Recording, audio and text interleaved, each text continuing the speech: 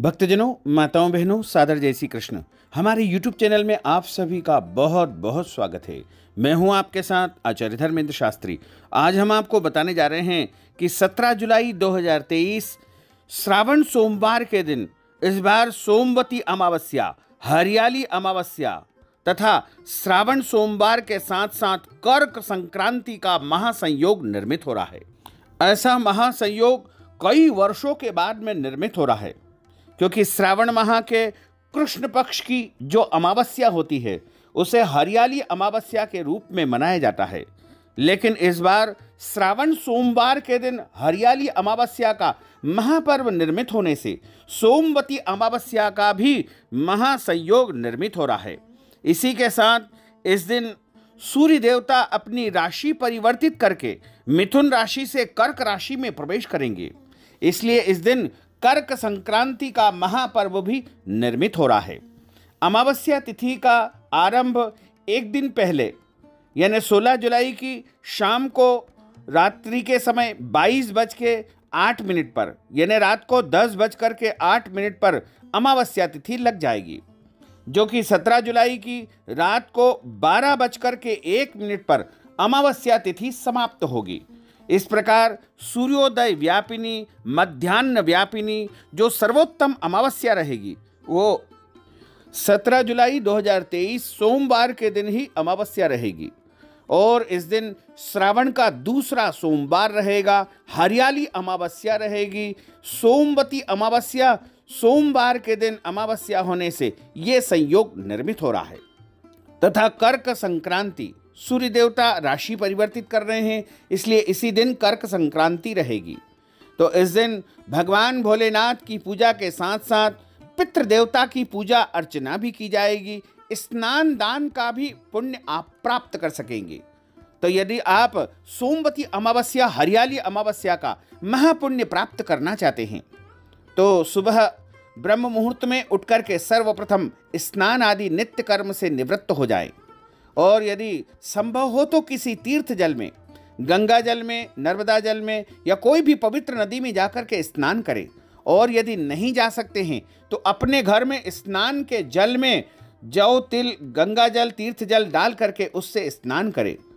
स्वच्छ वस्त्र धारण करके और पितरों का तर्पण करें। पितरों का तर्पण हाथ में कुशा और जौ, तिल लेकर के आप जरूर करें, क्योंकि ऐसा महासंयोग कई वर्षों के बाद निर्मित हो रहा है। आपके पितृ यदि अतृप्त है, उनका मोक्ष नहीं हुआ है, उनकी गति नहीं हो पाई है, तो आपके घर में पितृदोष निर्मित हो जाता है। ऐसी परिस्थिति में सोमवती अमावस्या के दिन, हरियाली अमावस्या के दिन उनको तर्पण और श्राद्ध कर्म जरूर करना चाहिए। तो पितरों के लिए कर्म करें और उसके बाद आप इस दिन रुद्राभिषेक भी करें, क्योंकि सोमवार का दिन है, श्रावण का दूसरा सोमवार है, हरियाली अमावस्या का महापर्व है। तो शिवार्चन का भी सबसे बड़ा पर्व रहेगा। साथ ही इस दिन आप वृक्षों की पूजा जरूर करें, क्योंकि इस दिन हरियाली अमावस्या है और हरियाली अमावस्या के दिन वृक्षों की पूजा जरूर करना चाहिए। और वृक्षों को देवता का स्वरूप माना जाता है। साथ ही इस दिन अपने पितरों की स्मृति में, अपने पूर्वजों की याद में एक पेड़ आपको जरूर लगाना चाहिए और उसकी रक्षा का संकल्प आपको करना चाहिए। पेड़ों को रक्षा सूत्र भी इस दिन बांधा जाता है। और इसके साथ ही सोमवती हरियाली अमावस्या का महासंयोग है, तो पितरों के निमित्त आप पितृदोष शांति पूजा भी इस दिन करवा सकते हैं, या किसी ब्राह्मण को बुला करके अपने घर में भी पितरों के निमित्त श्राद्ध, तर्पण आदि कर्म आप संपन्न करवा सकते हैं।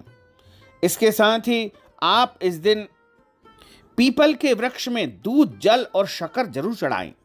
साथ ही पीपल के वृक्ष के समीप शुद्ध घी का एक दीपक अवश्य प्रज्वलित करें। और पीपल वृक्ष की 108 परिक्रमा सोमवती अमावस्या को की जाती है।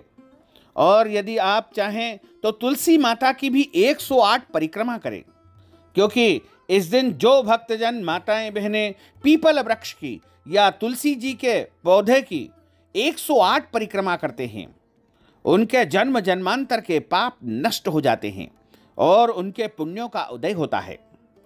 इस अमावस्या को जेडी अमावस्या भी कहा जाता है। इसे दीप पूजा अमावस्या के रूप में भी मनाया जाता है।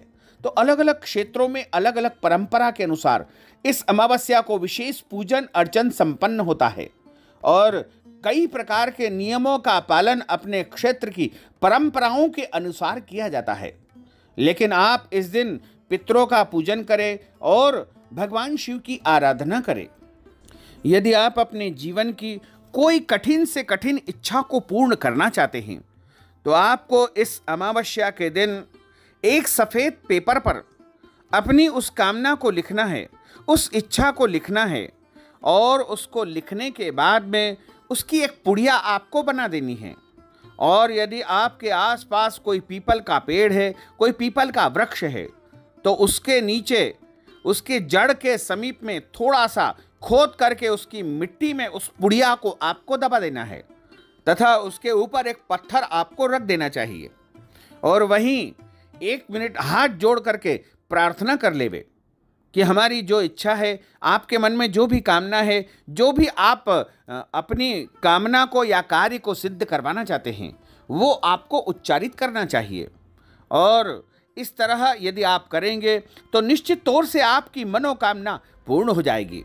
साथ ही इस दिन अपने घर पर आए हुए कोई भी अतिथि को खाली हाथ नहीं लौटाना है। उनको कुछ न कुछ खिलाना पिलाना जरूर चाहिए, उनका आतिथ्य करना चाहिए, उनका स्वागत करना चाहिए। और यदि संभव हो तो अपने घर ब्राह्मण को बुला करके इस दिन भोजन जरूर कराए। और यदि भोजन नहीं करवा सकते हैं तो ब्राह्मण देवता को आटा दाल चावल सीधा सामग्री का दान करें।